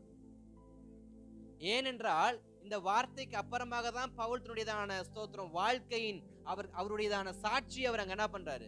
சொல்றாரு. ஒருவருடைய வாழ்க்கையை மாற்றுவது எதுன்னா இன்னொருடைய வாழ்க்கையின் சாட்சி. அல்லேலூயா. பிலிப்பியர் சபைக்கு அப்போஸ்தலனாகிய பவுல் மாம்சத்தின்படி வாழாதீர்கள் என்று வெறும் எழுத்தை மாத்திரம் எழுதி இருப்பார் என்றால் ஸ்தோத்திரம், அங்க என்ன உண்டாயிருக்காது? மாற்றம் உண்டாயிருக்காது. ஆனா பவுல் எதை எழுதுகிறார் அப்படின்னா, ஸ்தோத்திரம், விருத்த சேதனத்தை குறித்து அங்க நம்பிக்கை உள்ள மனுஷங்க இருக்கிறாங்களா? பாவ மன்னிப்பை குறித்த நம்பிக்கை உள்ளவங்க இருக்கிறாங்களா? பிரமாணத்தை படிக்கணும், பிரமாணத்தை செயல்படுத்தணும்ன்ற நம்பிக்கையுடையவங்க இருக்கிறாங்களா? நீ ஒண்ணு கற்றுக்கொள்ளணும், அவங்க அத்தனை பேரை விட அதை முழுவதும் கரைத்து படித்து குடித்தவன் நான் அப்படின்னு சொல்லிதான் எழுத ஆரம்பிக்கிறார். எப்படி எழுத ஆரம்பிக்கிறாரு? நான் 8ஆம் நாள் விருத்த சேதனம் பண்ணப்பட்டவன். பவுல் என்ன சொல்றார்? நானும் விருத்த சேதனம் பண்ணப்பட்டவன் தான், நானும் பிரமாணத்தை படித்தவன் தான், நானும் ஸ்தோத்திரம் வேதபாரருடைய வார்த்தையை கேட்டு பரிசேயனுடைய வார்த்தையை கேட்டு அவங்க கிட்ட இருந்து உத்தரவை வாங்கிட்டு சபையை துன்பப்படுத்தும்படி போனவன் தான். ஆனா இன்னைக்கு எப்படிப்பட்டவனா இருக்கிறேன்? ஸ்தோத்திரம், தேவனை பிரசங்கிக்க கூடியவனா இருக்கிறேன். இன்றைக்கு எப்படிப்பட்டவனா இருக்கிறேன்? தேவனுக்கு முன்பாக குற்றமற்றவனா இருக்க விரும்புகிறேன். இன்னைக்கு எப்படிப்பட்டவனா இருக்கிறேன்? இயேசுவுக்காக எல்லாவற்றையும் குப்பையுமாக நினைத்து தூக்கி உதறி விட்டு நான் இன்னைக்கு என்ன பண்றேன்? நிக்கிறேன்னு சொல்லி பவுல் சொல்றாரு. அப்படின்னா என்ன அர்த்தம்? நான் என் மாம்சத்தின் வாழ்க்கையை நான் மீண்டும் வாழ முயற்சிக்கல. நான் மீண்டும் ரோமுடைய போர் சேவகருடையதான அந்த வாழ்க்கையை வாழ ஆசைப்படல. மீண்டும் அதிகாரி வாழ்க்கையை வாழ ஆசைப்படல. மீண்டும் ஆடம்பர வாழ்க்கையை வாழ ஆசைப்படல. கிறிஸ்துவுக்காக எல்லாவற்றையும் நஷ்டமும் குப்பையுமாக என்று எண்ணி நான் தூக்கி எறிந்து விட்டேன்னு சொல்லி அப்போஸ்தலனாகிய பவுல் என்ன பண்றாரு? எழுதி இருக்கிறார். அது மாத்திரமல்ல, நான் கிறிஸ்துவுக்காக பாடுகளையும் என்ன பண்ணேன்? அனுபவித்தேன்னு எழுதுறார். முதலாவது, விட்டு வருவது மாத்திரம் ஆவிக்குரிய வாழ்க்கை கிடையாது. நான் பாவத்தை விட்டுட்டேன், நான் சிந்தையில் எனக்கு வரக்கூடியதான எல்லா பாவத்தையும் நான் விட்டுட்டேன், நான் பரிசுத்தமான வாழ்க்கைய வாழ்றேன் அப்படிங்கிற விட்டு வந்த வாழ்க்கை மாத்திரம் வாழ்க்கை அல்ல. பவுல் 2வது விஷயத்த சொல்றாரு. என்னுடையதான ஸ்தோத்திரம் வாழ்க்கையில் வரக்கூடிய உபத்திரவத்தை நான் என்ன பண்ணேன்? கிறிஸ்துவுக்காக ஏற்றுக்கொண்டேன். உபத்திரவத்தை நான் கிறிஸ்துவுக்காக ஏற்றுக்கொண்டேன். எப்படிப்பட்ட உபத்திரவமா? சிந்தையில் உபத்திரவம், மாமிசத்தில் உபத்திரவம். ஏன்னா அப்போஸ்தலனாகிய பவுலை வார்த்தையினால் அவருடைய இருதயத்தை கிழிக்கும்படி அநேக வார்த்தைகளை சொல்லி அப்போஸ்தலனாகிய பவுலை குற்றப்படுத்தினது உண்மை. அதே போல அவருடைய மாமிசத்தை கீறி அவருடைய மாமிசத்தை அடித்து ரத்தத்தை வர வைத்து அவரை உபத்திரவப்படுத்தினது உண்மை. அப்ப பவுல் சொல்றாரு, நான் கிறிஸ்துவை உடையவனா இருக்கிறபடியினால் என்னுடையதான இருதயத்தில், அதாவது என்னுடைய மனதை வார்த்தையால் உடைத்தாலும், என் மனதை அவலட்சணமான காரியத்தை செய்து உடைக்க நினைத்தாலும் என் இருதயம் என்ன பண்ணாது? உடையாது, அது உறுதியா இருக்கும். 2வது சொல்றாரு, என்னுடைய மாமிசம், அதாவது வெளியரங்கமான மாமிசம் உபத்திரவப்படுவதனால, காயப்படுவதனால, எரிச்சல் அடைவதனால, துன்பத்தை அனுபவிக்கிறதுனால நான் கிறிஸ்துவை விட்டு நான் பின்வாங்கி என்ன பண்ண மாட்டேன்? போக மாட்டேன். இது ரெண்டையும் கொஞ்சம் நம்ம கவனிக்கணும். நம்முடைய இருதயத்துல மற்றவருடைய வார்த்தைகள் நமக்குள் இருந்து நமக்கு வேதனையை உண்டாக்குது, நமக்கு கலக்கத்தை உண்டாக்குது, நமக்கு குழப்பத்தை உண்டாக்குது, ஸ்தோத்திரம், நம்மளுடைய தூக்கத்தை கெடுக்குது அப்படின்னா நான் அந்த காரியத்தில் கொஞ்சம் உறுதி உள்ளவனா இருக்கணும். எப்படி உறுதி உள்ளவனா இருக்கிறான்? கிறிஸ்து எனக்கு ஜீவன், கிறிஸ்து எனக்கு ஜீவன், சாவு எனக்கு ஆதாயம் என்று சொல்லி நான் கிறிஸ்துவுக்காக என் இருதயத்தை நான் திடமாய் வைத்துக் கொள்ள வேண்டும். கிறிஸ்துவுக்காக என் இருதயத்தை எப்படிப்பட்டவனா வைத்துக் கொள்ளணுமா? திடமனதாய் வைத்துக் கொள்ளணும். எப்படிப்பட்டதான வார்த்தைகளை சொல்லி என்னைய வஞ்சிக்க நினைச்சாலும், என்னைய குழப்ப நினைச்சாலும், என்னைய ஸ்தோத்திரம் கீழ்ப்படுத்த நினைச்சாலும், என்னை அடிமையாக்க நினைச்சாலும் நான் எப்படிப்பட்டவனா இருக்கணுமா? கிறிஸ்துவுக்கு முன்பாக என் இருதயம் வைராக்கியம் உள்ளதாய் முதலாவது காணப்பட வேண்டுமா? 2வது, மாமிசத்துல அதிகப்படியான ஸ்தோத்திரம் உபத்திரவத்தை மற்றவர்கள் நிமித்தம் எனக்கு கொடுத்தாலும், அடித்தாலும் சரி, என்னைய பட்னி போட்டாலும் சரி, என் கால்கள் என் கைகளை உடைத்தாலும் சரி. ஏன்னா 12 ஸ்தோத்திரம் தேவனுடையதான சீஷர், இயேசு கிறிஸ்துடைய சீஷர்களுடைய மரணங்கள் எல்லாமே சாதாரண இயற்கை மரணம் கிடையாது. தோல் உரித்து கொல்லப்பட்டவங்க இருக்கிறாங்க, சிலுவையில தலைகளை அடித்து கொல்லப்பட்டவங்க இருக்கிறாங்க, 2 பக்கம் எக்ஸ் வடிவுல கை காலை விரிச்சு அடிக்கப்பட்டு சாகடிச்சவங்க இருக்கிறாங்க. கொதிக்கிற எண்ணெயில சோதம் தூக்கி போட்டு சாகடிச்சவங்க இருக்கிறாங்க. நெருப்பு வச்சு கொல்லப்பட்டவங்க இருக்கிறாங்க. தலையை வெட்டி கொல்லப்பட்டவங்க இருக்கிறாங்க. அப்ப இயேசு கிறிஸ்துவின் சீசருடைய மரணங்கள் அனைத்துமே சாதாரண மரணம் கிடையாது. அது அனைத்தும் கொடூரமான அகல மரணம். அந்த மரணத்துக்கு முன்னாடி அவ்வளவு விதமான துன்பத்தை அவங்க சரீரத்துல அவங்க கொடுத்தாங்க. துன்பம் எனக்கு வருதுங்கிறதுக்காக நான் துன்பத்தை மறக்க தேவனை விட்டு நான் பின்வாங்குவேன்னாக்க நான் எப்படிப்பட்டவனா மாறிடுறேன்? மாம்சத்துக்குரியவனாய் மாறிடுறேன்.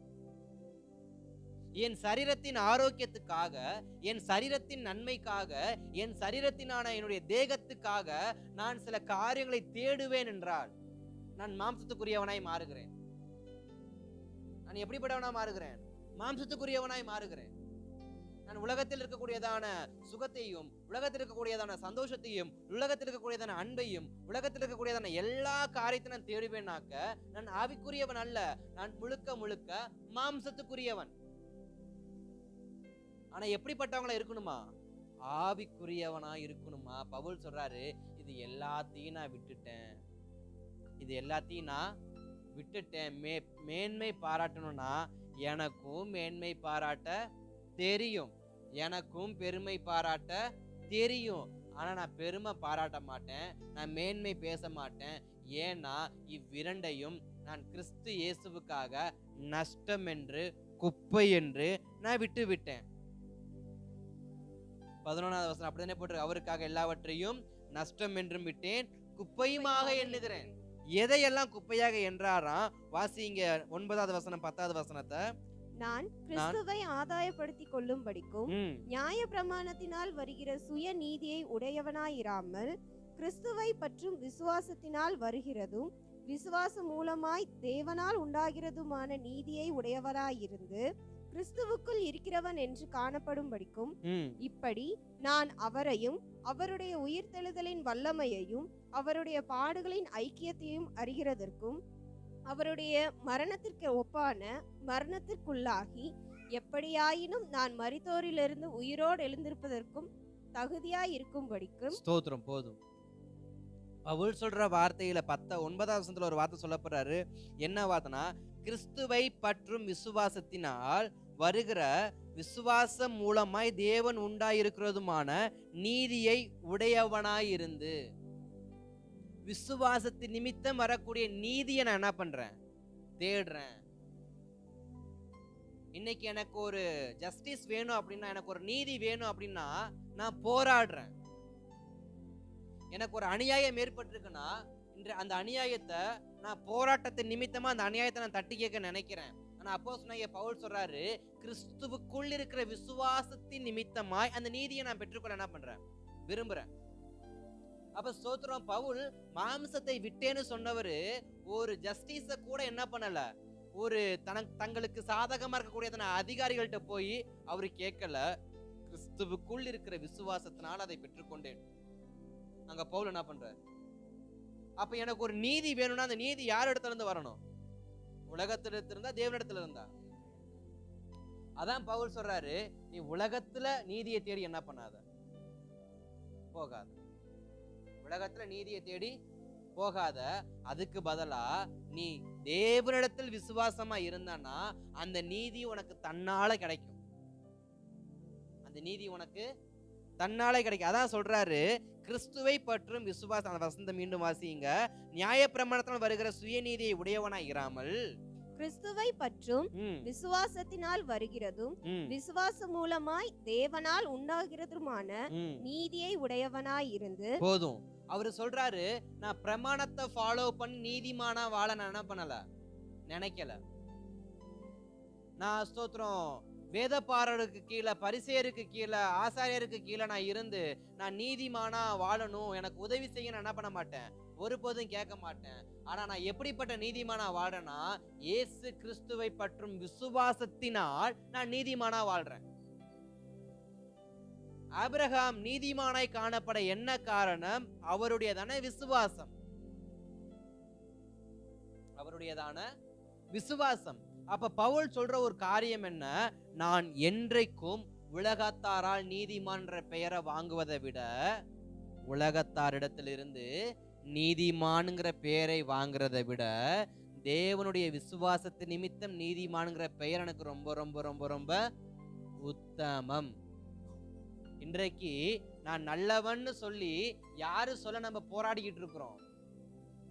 சக மனிதர்கள், குடும்பத்தில் இருக்கிறவர்கள், சபையில் இருக்கிறவங்க, சபைக்குள்ள இருக்கிறவங்கள, அதாவது ஒரு விசுவாசியை பார்த்து நீங்க ரொம்ப அழகா என்ன பண்ணீங்க, ஜெபம் பண்ணீங்க, நீங்க ரொம்ப அழகா பாட்டு பாடினீங்க, நீங்க ரொம்ப அழகா ஆராதிச்சீங்க அப்படின்னு சொன்னா இன்னொரு விசுவாசிக்கு என்ன வந்துடும் அப்படின்னா, ஓகே நான் நீதியின் பாதையில தான் என்ன பண்றேன், நடக்கிறேன். சோத்திரம். ஒரு மனுஷனிடத்திலிருந்து வரக்கூடியதான என்கேஜ், அதாவது ஒரு ஒரு ஒரு சந்தோஷத்துக்குரிய ஒரு வார்த்தைய அதை நம்ம என்ன பண்ணக்கூடாது, அதுதான் நம்முடைய சோத்திரம் உச்ச கட்டம் நினைச்சு நம்ம என்ன பண்ணக்கூடாது, அமைதியா இருந்துடக்கூடாது. அதுக்கு பதிலா தேவனிடத்தில் தொடர்ந்து விசுவாசத்தில் தரித்திருப்போம் என்றால் இதிலும் பெரிதானவைகளை காண கர்த்தர் நமக்கு உதவி செய்வார்.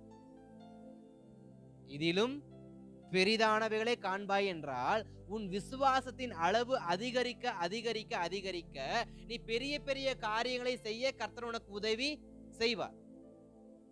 சின்ன காரியத்தை செஞ்சு விட்டு இந்த திருப்தி அடைவதை விட விசுவாசத்தை பெருக்கிக் கொண்டு தேவனுக்காய் பெரிய காரியங்களை செய்வது உத்தமமானது. அல்லேலூயா. ஆமென். அப்ப என்னுடைய விசுவாசம் எப்படிப்பட்டதா இருக்கணும்? ஒருவருடைய வார்த்தையின்படி இருக்கக்கூடாது, பிரமாணத்தின்படி இருக்கக்கூடாது, சட்டத்திட்டங்கள் படி இருக்கக்கூடாது.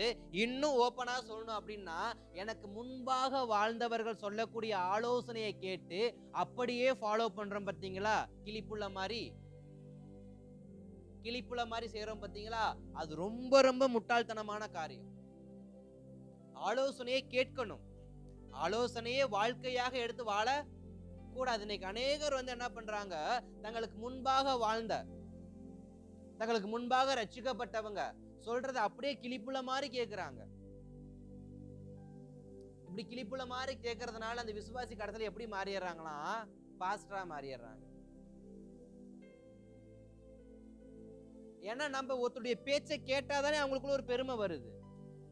நான் ஆலோசனை கொடுக்கிறேன்றதுக்காக என் ஆலோசனை நீங்க கேட்கிறீங்க, ஆலோசனையை கேட்டு விட்டு அந்த ஆலோசனையை கிறிஸ்துவுக்குள்ளாக வைத்து நீங்க விசுவாசிக்கும் பொழுது கிரியை செய்யும். பாஸ்டர் சொன்னாரு அப்படின்னு பாஸ்டருடைய அனுபவத்தை அல்ல, கிறிஸ்துவின் அனுபவத்தை. அல்லேலூயா. யாருடைய அனுபவத்தை? கிறிஸ்துவின் அனுபவத்தை. அங்க ஸ்தோத்திரம். பிரமாணத்தை சொல்ற ஆசாரியன் தன் அனுபவத்தை தான் சொல்லுவார் பவுலுக்கு.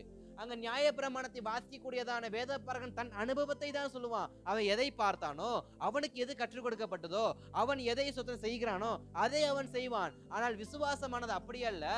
நம்பப்படாத உறுதியும் காணப்படாத நிச்சயமா இருக்கிறபடியினால் அது கிறிஸ்து இயேசுவினிடத்திலிருந்து மாத்திரமே நமக்கு என்ன பண்ணுது, வரக்கூடியதா இருக்கிறது. அப்ப நான் இயேசுவின் இடத்தில் விசுவாசம் வைக்கும் பொழுது இவ்வுலகத்தில் இருக்கக்கூடிய அனைத்து ஆசாரியனை விட, இவ்வுலகத்தில் இருக்கிற அனைத்து வேதபாரனை விட, இவ்வுலகத்தில் இருக்கக்கூடிய அனைத்து மனிதனை விட உன்னதமான மகா பெரிய பிரதான ஆசாரியர் யாரு? இயேசு கிறிஸ்து மட்டும்தான். அந்த பிரதான ஆசாரியர்கிட்ட இருந்து வார்த்தையை வாங்கணும்னா இந்த இருதயம் விசுவாசம் உள்ளதா இருக்கணும். அப்படின்னா மாம்சத்தின்படி அல்ல, ஆவியின்படி. மாம்சத்தின்படி அல்ல, ஆவியின்படி. அப்ப நான் மாம்சத்தின்படி செயல்படாமல் ஆவியின்படி இயேசு கிறிஸ்துவினிடத்தில் விசுவாசம் உள்ளவனாய் இருந்தால் அவர் நான் செய்ய வேண்டியவைகளை எனக்கு காண்பிப்பார். அதனாலதான் பவுல் சொல்றாரு, எனக்கு பிரமாணத்தின்படி வாழ ஆசை இல்லை, வாழ்ந்தா நானும் பிரமாணத்தின்படி வாழலாம். ஏன் நான் வாழல? இன்னொரு வார்த்தையை சேர்க்க விரும்புறேன். நான் பிரமாணத்தின்படி நான் வாழலாம், ஆனா ஏன் வாழன்னு பவுல் கேட்கிறாரு. அப்படி என்றால் இப்பிரபஞ்சத்துக்கு ஒத்த வேஷம் தரித்து வாழ வாய்ப்பு நமக்கு கிடைச்சாலும் நம்ம என்ன பண்ணக்கூடாது, வாழ கூடாது.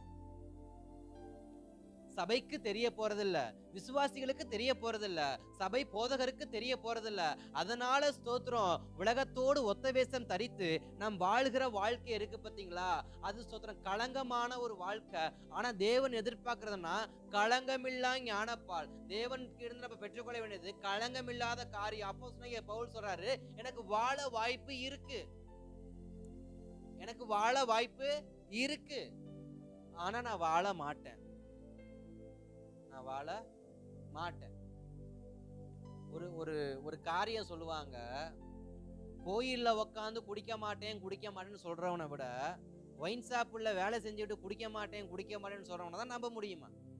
ஏன்னா கோயில்ல சரக்கு பாட்டில் என்ன பண்ணாது, வராது, குடிக்கிறதுக்கு வாய்ப்பு இருக்காது. ஏன்னா இது கோயில் தான் பக்திக்குரிய இடமாயிருச்சு. பக்திக்குரிய இடத்துல யாராவது குடிக்க முடியுமா? சீரட் அடிக்க முடியுமா? வேற காரியம் ஏதாவது பண்ண முடியுமா? ஆனா ஸ்தோத்திரம், உலகத்துல இது என்ன பண்ணலாம். அப்ப ஒயின் ஷாப்ல வேலை செய்யக்கூடிய அந்த அண்ணா ஸ்தோத்திரம் பாட்டில் எடுத்து கொடுக்குற அந்த அண்ணா குடிக்க மாட்டேன்னு சொல்றாருன்னா அதுல உத்தமம். அப்ப வாய்ப்பு இருந்தும் நான் செய்யாம இருக்கேன் பாத்தீங்களா, அதுதான் கிறிஸ்தவத்துக்கு ஏதுவான விசுவாசம் உள்ள வாழ்க்கை. இன்றைக்கு விசுவாசிகள் வாய்ப்பை தேடிக்கிட்டு இருக்கிறோம். வாய்ப்பு கிடைச்சா போட்டறலாமே, வாய்ப்பு கிடைச்சா பாத்தரலாமே, வாய்ப்பு கிடைச்சா வாங்கிடலாமே, வாய்ப்பு கிடைச்சா சேர்ந்துக்கலாமே. வாய்ப்புக்காக இன்றைக்கு நம்ம என்ன பண்றோம், காத்து கொண்டிருக்கணும். அப்போஸ்தலனாகிய பவுல் சொல்றாரு, எனக்கு வாய்ப்பு இருந்தது ஆனா நான் வாழல. ஏன் வாழல?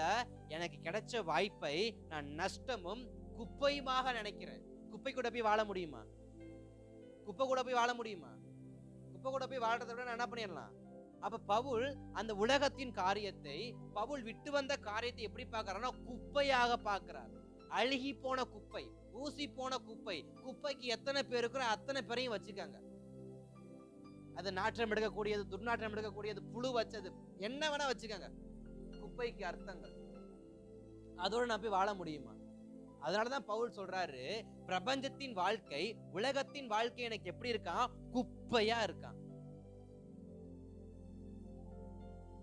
உலகத்திலிருந்து வரக்கூடிய வாய்ப்பு எனக்கு எப்படி இருக்கான்? குப்பையை போல இருக்கான். அதனாலதான் உலகத்திலிருந்து வரக்கூடிய வாய்ப்புகள், ஒத்த வேஷம் தரிக்கிறதுக்கு ஏதுவான சகல வாய்ப்புகளும் வரும். ஆனா அதை நான் கிறிஸ்துவுக்காக, கிறிஸ்துவை ஆதாயப்படுத்திக் கொள்வதற்காக. யார ஆதாயப்படுத்தணுமா? கிறிஸ்துவை, மனுஷனை அல்ல, கிறிஸ்துவை. மனுஷனை ஆதாயப்படுத்த மனுஷன் கொடுக்கிற வாய்ப்பை பயன்படுத்தினா போதும். ஆனா கிறிஸ்துவை ஆதாயப்படுத்த வேண்டும் என்றால் மனுஷன் கொடுக்கிற வாய்ப்பை நிராகரித்தால் மாத்திரம் போதும். இரண்டுக்கு தான் வித்தியாசம். என்னைய நீங்க பிரியப்படுத்தணும், நான் சொல்றதெல்லாம் நீங்க செஞ்சா உங்களை எனக்கு ரொம்ப பிடிக்கும். ஆனா இயேசுவுக்கு உங்களை என்ன பண்ணாது, பிடிக்காது. நான் சொல்றதெல்லாம் நீங்க செய்யாம நிராகரிச்சீங்கன்னா உங்களை இயேசுவுக்கு பிடிக்கும். உலகத்திலிருந்து வரக்கூடிய வாய்ப்பு நீங்க நிராகரிச்சீங்கன்னா இயேசுவுக்கு உங்களை பிடிக்கும். நான் நீதிமான் வாழ்க்கையை வாழ, நான் விசுவாச வாழ்க்கையை வாழ்றேன்ற அடையாளம் எனக்கு காணப்படுது. அடுத்து 10வது வசனத்தை சொல்றாரு, இப்படி நான் அவரையும் அவருடைய உயிர்த்தெழுதலின் வல்லமையும் அவருடைய பாடுகளின் ஐக்கியத்தையும் அறிகிறதற்கு அவருடைய மரணத்துக்கு ஒப்பான மரணத்துக்குள்ளாகி எப்படியாகிலும் நான் மரித்தோரிலிருந்து உயிரோடு எழுந்திருப்பதற்கு தகுதி அடையும்படிக்கு பவுல் சொல்றாரு. இரண்டாவது தன்னுடைய மரணத்தை அவர் என்ன பண்றாரு? ஃபர்ஸ்ட் வாய்ப்புகளை சொல்றாரு, இரண்டாவது மரணத்தை சொல்றாரு. என்னுடைய மரணம் எப்படிப்பட்ட மரணமா இருக்கணுமா? கிறிஸ்துவுடைய மரணத்தை போல இருக்கணும். கிறிஸ்துவனுடைய அவருடைய பாடுகளுக்கு ஐக்கியம் உடையவனா இருக்கணும். நான் சாகணும், நான் சாகிறதுக்குள்ள அவர் பட்ட பாடுகளை ஏதாவது 1% பாடு என் சரீரத்துல நான் என்ன பண்ணிடணும், வாங்கிடணும். ஒரு பாடையாவது என்ன பண்ணிடணும், வாங்கிடணும். என் மரணம் எப்படிப்பட்ட மரணமா இருக்கணுமா? நான் மரிக்கணும், இயேசு வரும்போது நான் உயிரோட என்ன பண்ணணும், எழும்பணும். அப்ப பவுலுடைய வாழ்க்கையின் நோக்கம் என்ன? தன் வாழ்க்கை விசுவாசம் வாழ்க்கையா இருக்கும், விசுவாசம் உள்ள வாழ்க்கை, அதாவது கிறிஸ்துவை விசுவாசித்து வாழக்கூடிய விசுவாசம் உள்ள வாழ்க்கையா இருக்கணும். இரண்டாவது, கிறிஸ்துவின் பாடுகளுக்கு நான் பங்குள்ள வாழ்க்கையை வாழணும். மூன்றாவது, அவருடைய உயிர்த்தெழுதலின் வல்லமையை என்னுடைய மரணத்துல நான் என்ன பண்ணணும், பார்க்கணும். அப்படின்னா நானும் உயிர்த்தெழ வேண்டும். நான் மரித்தால் அவர் வருகையில நான் உயிர்த்தெழ வேண்டும். பவுல் இந்த 3 காரியத்தை தன் வாழ்க்கையின் தாரக மந்திரமாய் வைத்துதான் 11வது வசனத்தை எழுதுறாரு. அவருக்காக எல்லாவற்றையும் நஷ்டம் என்று விட்டு குப்பையுமாக எண்ணுகிறேன். ஒரு மனுஷன் தன்னுடைய இருதயத்துல எப்படிப்பட்ட ஒரு வைராக்கியமான ஒரு ஒரு அஸ்திபாரத்தை போட்டு இருந்தா இப்படிப்பட்ட வாழ்க்கையை வாழ முடியும். அதனாலதான் முதல் நாள் தலைப்பே கர்த்தர் அஸ்திபாரம்னு கொடுத்தார். என் அஸ்திபாரம், என் விசுவாச வாழ்க்கை, என் கிறிஸ்தவ வாழ்க்கை, என் சத்தியத்தின் வாழ்க்கை அஸ்திபாரம் எந்த அளவுக்கு நான் வலுவாக வைக்கிறேனோ அதற்கப்புறம் கட்டப்படக்கூடிய காரியம் லெகுவா இருக்கும். ஆரம்பமே அஸ்திபாரம் ஆட ஆரம்பிக்குது, விசுவாச வாழ்க்கை ஆடுது அப்படின்னா பாடுகளின் வாழ்க்கையை வாழ முடியாது. உயிர்த்தெழுதல்ல ஐக்கியம் என்ன பண்ண முடியாது, பெற்றுக்கொள்ள முடியாது. எல்லாவற்றையும் நஷ்டமும் குப்பையுமா நான் விட்டேன்ற அந்த வார்த்தையை வைராக்கியமா சொல்ல முடியாது. ஆனா பவுல் சொல்றாரு, நான் எல்லாவற்றையும் விட்டேன்ப்பா, நான் எல்லாவற்றையும் விட்டேன்ப்பா. காரணம் மூன்றே விஷயம். அவருடைய விசுவாசத்துல நான் வளரணும், பாடுகள்ல நான் பங்கு உள்ளவனா மாறணும், உயிர்த்தெழுதல்ல நானும் பங்கு உள்ளவனா இருக்கணும், நானும் உயிரோடு எழுந்திருப்பதற்கு தகுதி அடையும் படிக்கு நானும் உயிரோடு எழும்புறதுக்கு தகுதி அடையணும். அப்ப ஸ்தோத்திரம், பவுல் தன் அனுபவத்துல பிலிப்பியருக்கு கற்றுக் கொடுக்கிற 3 காரியம் என்ன? நான் விசுவாசம் உள்ள வாழ்க்கையை வாழ்ந்தேன். எனக்கு வாய்ப்புகள் இருந்துச்சு, நியாயப்பிரமாணத்தின்படி வாழ எனக்கு வாய்ப்பு இருந்துச்சு, உலகத்தின்படி வாழ எனக்கு வாய்ப்பு இருந்துச்சு, நானும் சந்தோஷத்தை அனுபவிக்க வாய்ப்பு இருந்துச்சு, நானும் நண்பரோடு சேர்ந்து பார்ட்டி பண்ண வாய்ப்பு கிடைச்சிச்சு. ஆனா நான் பார்ட்டி பண்ணல, நான் விசுவாசமா வாழணும்னு சொல்லி உலகத்தை விட்டு கிறிஸ்துவை பின்பற்றினேன். இரண்டாவது, பாடுகளை நினைத்து நான் ஒரு நாள் என்ன பண்ணல, சங்கட்டப்படல. என்னை அடித்தார்கள், என்னை உமிழ்ந்தார்கள், என்னை சிறையில் போட்டார்கள், ஆனா கிறிஸ்துவுக்காக அதை ஏற்றுக்கொண்டு. என்னை துன்பப்படுத்துறாங்கன்னு சொல்லி நம்ம ஸ்தோத்திரம் உட்கார்ந்து துன்பத்தை கண்டு கண்டு கண்டு கண்டு வருத்தப்படுவதை விட துன்பத்தின் மத்தியில இயேசுவை துதித்து கொண்டே இருந்தோம் என்றால் சிறைச்சாலையும் அஸ்திபாரமும் அதிரும். சிறைச்சாலையின் அஸ்திபாரம், அதாவது சங்கிலிகள் இல்ல, சங்கிலிகள் எதுல கட்டி இருக்கோ அந்த அஸ்திபாரமே என்ன பண்ணுமா, என் கையில கட்டின விலங்கு கட்டப்பட்ட, அதாவது கட்டவிழ்க்கப்படணும் இல்ல, என் கையில் கட்டப்பட்ட விலங்கின் முனை எந்த அஸ்திபாரத்தில் இருக்கோ அந்த அஸ்திபாரம். அப்படி என்றால் என்னை பாவத்தில் கட்டக்கூடியதான சத்ரு என்கிற பிசாசு என்கிற அஸ்திபாரத்தை கூட எது அசைக்குமா? அந்த துன்பத்தின் மத்தியில் நான் பண்ணக்கூடிய ஜெபம். அல்லேலூயா. துன்பத்தின் மத்தியில் பண்ணக்கூடிய ஜெபம் யாரை அசைக்குது? என்னை துன்பப்படுத்தும்படி, என்னை உபத்திரவப்படுத்தும்படி, என்னை பாடுகளுக்கு உட்படுத்தும்படி, என்னுடைய அழுகையை பார்த்து ரசிக்கிறவன் அது என்ன பண்ணுமா? அசைக்குமா? ஸ்தோத்திரம். பவுல் இரண்டாவது சொல்ற வார்த்தை தன்னுடைய அனுபவத்துல சொல்றது என்ன, சாட்சிகளை சொல்றது என்ன? பாடுகள் வந்தா சந்தோஷமா ஏற்றுக்கொள்ளுங்க. கிறிஸ்துவின் நிமித்தம் ஒரு சில பாடுகள் உங்க வாழ்க்கையில வருதுன்னா அதை புறக்கணிக்காதீங்க, சந்தோஷமா ஏற்றுக்கொள்ளுங்க. நானும் என்னுடைய வாழ்க்கையில கிறிஸ்துவிட பாடுகள்ல ஒரு பாடுகள் எனக்கு என்ன பண்ணிருச்சு, நான் பங்கு உள்ளவனா மாறிட்டேன். சுவிசேஷம் சொல்றதுனால திட்டு விழுகுதா? ஜெபிக்கிறதுனால திட்டு விழுகுதா? ஸ்தோத்திரம், டிராக்ஸ் கொடுக்கறதுனால திட்டு விழுகுதா? இல்ல கொலை மிரட்டல் வருதா? நான் பாக்கியவன். காரணம் என்னன்னா, இது கிறிஸ்துவுக்கு நடந்தது, இது பவுலுக்கு நடந்தது, இப்ப இது எனக்கும் நடந்திருக்கு. அப்ப நான் பாக்கியவன் தானே, இப்ப நான் பங்கு உள்ளவன் தானே. திட்டுறாங்கன்னு பயந்தா நான் பங்கு பெற்றுக்கொள்ள முடியாது. உபத்திரவம் வரும்னு நினைச்சு நான் ஒதுங்கினா நான் பங்கை பெற்றுக்கொள்ள முடியாது. நான் சொல்றேன், வேதனை என்று ஒதுங்கினால பங்கை பெற்றுக்கொள்ள முடியாது. வேதனை என்று தெரிந்தும், அடி விழுகும் என்று தெரிந்தும் நான் நிக்கிறேன் பார்த்தீங்களா, அதுதான் என்னை பங்கு உள்ளவனாய் மாற்றும். சபை எப்படி நிக்கணுமா? பரவாயில்ல, அடித்தாலும் உதைத்தாலும் ஏளனமான வார்த்தைகள் பேசி இருந்தாலும் எப்படி அதை நாம் எடுத்துக்கொள்ள வேண்டுமா? இது கிறிஸ்துவின் பாடுகளில் ஒரு பங்கு, இது கிறிஸ்துவின் பாடுகளில் ஒரு பங்கு. ராஜாவுடைய ஆசீர்வாதத்துல மாத்திரம் பங்கு பெறுகிறோமே, அதே போல கிறிஸ்துவின் இடத்தில் இந்த பாடுகளில் ஒரு பங்கை நானும் எடுத்துக்கொண்டால் அது எனக்கு பிரயோஜனமா இருக்கும். மூன்றாவது, நான் மரிக்கிற நாள் ஒண்ணு இருக்கு. நான் மரிக்கிற நாள் ஒண்ணு.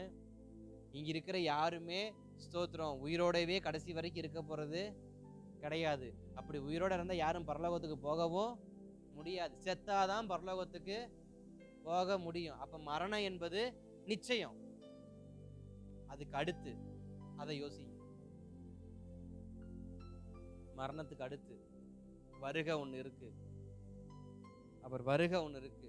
அதுல யாரு முதலாவது எழுந்திருப்பாங்களாம்? மரித்தோர். நான் அவர் வருகையில உயிரோட இருந்தது ரெண்டாவது. ஆனா கண்டிப்பா நம்ப இருக்க மாட்டாது, எனக்கு நல்லா தெரியும். கண்டிப்பா நம்ப இருக்க மாட்டோம். நம்ம இங்க உட்கார்ந்து இருக்கிற யாருமே அவர் வருகைக்கு முன்னாடி உயிரோட என்ன பண்ண மாட்டோம், இருக்க மாட்டோம். ஆனா நான் மரிச்சிருவேன், ஆனா அவர் வருகையில நான் உயிரோடு எழுந்திருப்பேன். அவர் வருகையில நான் உயிரோடு எழுந்திருக்கணும். அதற்காக நான் வாழணும், அதற்காக நான் உலகத்தை விடணும், அதுக்காக நான் விசுவாசம் உள்ள வாழ்க்கையை வாழணும், அதுக்காக நான் பாடுகள் உள்ள வாழ்க்கையை வாழணும், அதற்காக உலகத்தின் சார அம்சங்களை நான் அறுத்து எறிய வேண்டும். எதற்காக? உயிர் தெழுவதற்காக. சபை கர்த்தர் எடுத்துக்கொள்ள போகிற நாள்ல நான் போகணும்னா நான் இப்படிப்பட்ட விசுவாச வாழ்க்கையை வாழணும். லக்ஸுரியான வாழ்க்கையை வாழ ஆசைப்படக்கூடாது. அதை கர்த்தர் கொடுத்தா சந்தோஷமா வாழுங்க, வேண்டான்னு இல்ல. ஆனா அதை திருப்பி கொடுக்க சொன்னா திருப்பி கொடுக்கிற மனசு என்ன பண்ணணும், இருக்கணும். திருப்பி கொடுக்கிற மனசுலன்னா கர்த்தர் யாரையும் என்ன பண்ண மாட்டாரு, ஆசீர்வதிக்க மாட்டாரு. தீர்க்கதரிசனமான வச்சுக்கோங்க. உங்களுக்கு கர்த்தரை ஆசீர்வதிக்கணும்னா நீங்க அதை பகிர்ந்து கொடுக்கிற எண்ணம் உடையவளா இருந்தா நிச்சயமா கர்த்தர் இன்னும் சில நாட்கள் உங்களை ஆசீர்வதிக்க அவர் போதுமானவர். ஆனா நான் ஆசீர்வாதத்தை நான் பகிர்ந்து கொடுக்க மாட்டேன், நான் வஞ்சித்து வைத்துக் கொள்வேன்னா நிச்சயம் ஆசீர்வாதம் வராது. ஸ்தோத்திரம். கர்த்தர் எல்லாவற்றையும் பார்க்கிறார், எல்லாவற்றையும் பார்க்கிறார். அப்ப இந்த பிலிப்பியருக்கு இன்னொரு காரியத்தையும் பவுல் வலியுறுத்துறார். அதையும் நான் முடிச்சிடறேன். பவுல் இந்த நிருபத்துல 2 மனிதர்களை சுட்டி காட்டுவார். 2 மனிதரை சுட்டி காட்டுவார். வாசிங்க பிலிப்பியர் 2:19. அன்றியும் நானும் உங்கள் செய்திகளை அறிந்து மனதேறுதல் அடையும்படிக்கு சீக்கிரமாய் தீமோத்தேயுவை உங்களிடத்தில் அனுப்பலாம் என்று கர்த்தராகிய இயேசுவுக்குள் நம்பி இருக்கிறேன். அதே 25வது வசனம் வாசிங்க அடுத்து. மேலும் என் சகோதரனும் உடன் வேலையாலும் உடன் சேவகனும் உங்கள் ஸ்தானாதிபதியும் என் குறைச்சலுக்கு உதவி செய்தவனுமான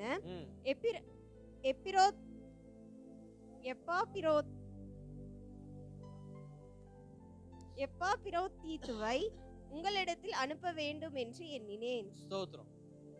2 பேரை பவுல் பிலிப்பு சபைக்கு முன்பாக வைக்கிறார். ஒன்று யாரு? தீத்து. இன்னொன்னு எப்பாப்பிரோத்து. இந்த 2 பேரையுமே பவுல் பிலிப்பு சபைக்கு முன்பாக வைக்கிறார். தீமோத்தேயுவை குறித்த ஒரு வார்த்தையை என்ன வார்த்தையை சொல்றாருன்னா, என்னை போல மனதுள்ளவன் அவனை அன்றி வேறு ஒருவனும் என்னிடத்தில் இல்லை. 20வது வசனத்துல பிற்பகுதியில் அந்த வார்த்தை போடப்பட்டிருக்கு. என்னை போல மனதுள்ளவன் அவனை அன்றி வேறு ஒருவனும் என்னிடத்தில் இல்லை, அவன் எனக்கு ஆவிக்குரிய பிள்ளை அப்படிங்கிறத பிலிப்பியர் சபைக்கு பவுல் எழுதுறார். ஒரு கிறிஸ்தவன் என்பவன் எப்படிப்பட்டவனா இருக்கணுமா, ஒரு சபை என்பது எப்படிப்பட்டதா இருக்கணுமா, தன் போதகருக்கு உதவி செய்யக்கூடியவர்களா என்ன பண்ணணுமா, சபைக்கு தலையா இருக்கிற கிறிஸ்துவுக்கு எப்படிப்பட்டவங்களா இருக்கணுமா, அவரை போல மனதை உடையவர்களா இருக்கணும். சபையின் தலை யாரு? கிறிஸ்து. நாம் மணவாட்டி, மணவாளன் யாரு? கிறிஸ்து. அப்ப மணவாளனாகிய இயேசு கிறிஸ்துவுக்கு மணவாட்டியாகிய இந்த சபை எப்படிப்பட்ட சபையா இருக்கணுமா, அவரை போல மனதை உடையவர்களா நம்மள என்ன பண்ணணுமா. அப்பதான் நம்மளால மற்றவங்களுக்கு பிரயோஜனமா இருக்க முடியும். இப்ப பவுலை ஸ்தோத்திரம் தீமோத்தேயுவை பிலிப்பு பட்டணத்தை பலப்படுத்தும்படி பவுல் என்ன பண்றாரு, அனுப்புறாரு. காரணம் என்ன? தீமோத்தேயுவுக்கும் பவுலை போல ஒரு தாகம் இருக்கு, தீமோத்தேயுவுக்கும் பவுலை போல ஒரு ஸ்தோத்திரம் அன்பு இருக்கு, தீமோத்தேயுவுக்கும் பவுலை போல ஆத்தும தாகம் இருக்கிறதுனால அவர் இந்த வார்த்தையை பயன்படுத்துறாரு, அவனும் என்னை போல மனதை உடையவன். இன்றைக்கு இயேசு கிறிஸ்துவை பிரசங்கிக்க போகிற யாரா இருந்தாலும், விசுவாசிகளா இருக்கிற யாரா இருந்தாலும், சபையா இருக்கிற நாம அவருடைய மனதை இல்லாமல் வாழ்ந்தா அது கிறிஸ்தவ வாழ்க்கை அல்ல. மணவாளனாகிய இயேசு கிறிஸ்து நம்மை பார்த்து என்னை போலவே நீங்களும் இருக்கிறீர்கள்னு கண்டிப்பா என்ன பண்ண மாட்டாரு. ஆனா சொல்லணும்னு சொல்லி உதாரணத்துக்கு தீமோத்தேயுவை எடுக்கிறாரு. இன்றைக்கு நானும் அவரே எடுக்கிறேன். என்னோடு ஸ்தோத்திரம் தேவன் கொடுக்கப்பட்டதான ஊழியத்தை நான் எனக்கு கொடுக்கப்பட்ட ஊழியரோடு சேர்ந்து அவரை போல நானும் செயல்பட்டு தேவனை போல நானும் செயல்பட்டு ராஜ்யம் கட்டப்பட நான் என்ன பண்ணுவேன்? பிரயாசப்படுவேன். ஏன்னா 12 சீஷர்களையும் ஏன் இயேசுநாதர் கூடவே கூட்டிட்டு போனாரு? மொத்தம் இயேசுநாதருக்கு எத்தனை சீஷர்கள்? மொத்தம் எத்தனை சீஷர்கள்? எத்தனை? அப்ப மேல் வீட்டால மட்டும் 120 பேர் வந்தாங்க. மொத்தம் 120. அதுல 70 வெளி ஊழியம், 12 பிரதானமான ஊழியம். மொத்தம் 120. 70 பேரை 2 கிராமத்துக்கு அனுப்புனாரா? அவங்க யாரு? சீஷர்கள் தானே. அதுல 12 பேரை போற பக்கமெல்லாம் கூட்டிட்டு போனாரா? அதுல 3 பேரை பர்சனலா கூட வச்சுக்கிட்டாரா? அப்ப ஸ்தோத்திரம், நான் தேவனோடு நெருக்கமா இணைக்கப்பட வேண்டும் என்றால் என்னுடைய சிந்தை எப்படிப்பட்டதா இருக்கணுமா? அவரை போல. ஏன் யூதாசை கூட்டு போகாம பேதுருவை கூட்டு போனாரு? ஏன் மற்றவர்களை கூட்டு போகாம யாக்கோபையும் யோவானையும் கூட்டு போனாரு? அவருக்கு தெரியும், என்னை போல மனதை உடையவர்கள் இந்த மூவர் தான். இந்த மூவர் நிச்சயமா எனக்காக என்ன பண்ணுவாங்க? எதையாவது ஒரு மாற்றத்தை இந்த உலகத்துல செய்வாங்கன்னு தான் அந்த 3 பேரை கர்த்தர் தெரிந்தெடுத்தார். அதில் ஒருவனை சபைக்காக வைத்தார், ஒருவனை வரக்கூடிய காரியங்களுக்காக வைத்தார், ஒருவனை இரத்த சாட்சியாக வைத்தார். அப்ப நான் தேவனுக்காய் பயன்படணும்னா என் இருதயம் யாரை போல இருக்கணுமா? தேவனை போல. அதாவது அவர் யோசிக்கிறது மாதிரி யோசிக்கணுமா? அவருக்கு அன்பு. அவர் மற்றவங்க ரட்சிக்கப்படணும்னு நினைச்சாரு, சுகம் பெறணும்னு நினைச்சாரு, ஆசீர்வாதம் பெறணும்னு நினைச்சாரு. நான் அப்படி நினைக்கிறேனா? நினைச்சா நானும் யாருதான்? இயேசுவை போல மனதை உடையவன். அதுதான் பவுல் சொல்றாரு, இவனும் என்னை போல மனதை உடையவன், இவனை தவிர வேற யாரும் என்கிட்ட இல்ல. இவனை போல வேற யாரும் என்கிட்ட இல்ல. ஸ்தோத்திரம், நான் தேவனுடைய மனதை உடையவனா இருந்தா நிச்சயமா என்னை கொண்டு சிலரை கர்த்தர் என்ன பண்ணுவாரு? பலப்படுத்த வைப்பார். சபையை பலப்படுத்துறோமோ இல்லையோ, என்னை போல இருக்கிற ஒரு சக விசுவாசியை நான் பலப்படுத்தினா அதுவே எனக்கு பெரிய விஷயமா இல்லையா? என்னை போல என் குடும்பத்தில் இருக்கிற ஒரு சகோதரோட ஒரு சகோதரியை நான் பலப்படுத்தினா அதுவே பெரிய விஷயமா இல்லையா? அப்ப நான் ஸ்தோத்திரம், பவுல் தன்னுடைய சீஷனை வெளிக்கொண்டு வர காரணம் என்ன? ஸ்தோத்திரம், அவன் என்னை போல மனதை உடையவன். ஸ்தோத்திரம், நான் இயேசுவை போல மனதை உடையவனா இருந்தால் நிச்சயம் மாற்றம் நடக்கும். அடுத்து வாசிங்க, 26வது வசனத்தை வாசிங்களேன்.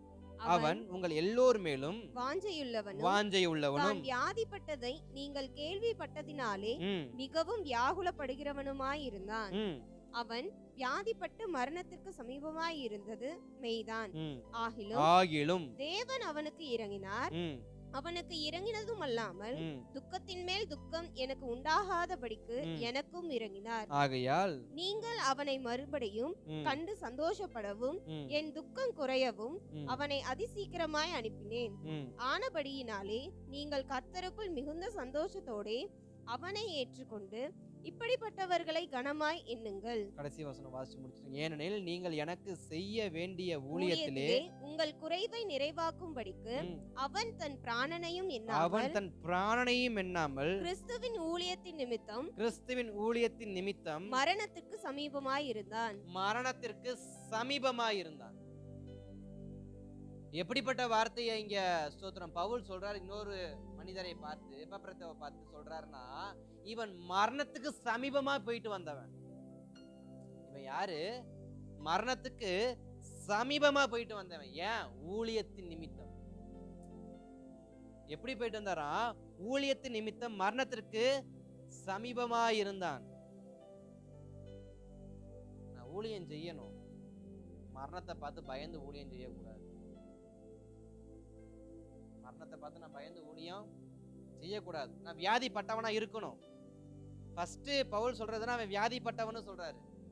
அவன் வியாதியில கர்த்தரனுக்கு உதவி செய்தார்னு சொல்றாரு. ஆனா வியாதிப்பட்டவன், சுகமானவன் மீண்டும் உயிரை பணைய வைத்து என்ன செய்ய போறாரு? ஊழியம் செய்ய போறாரு.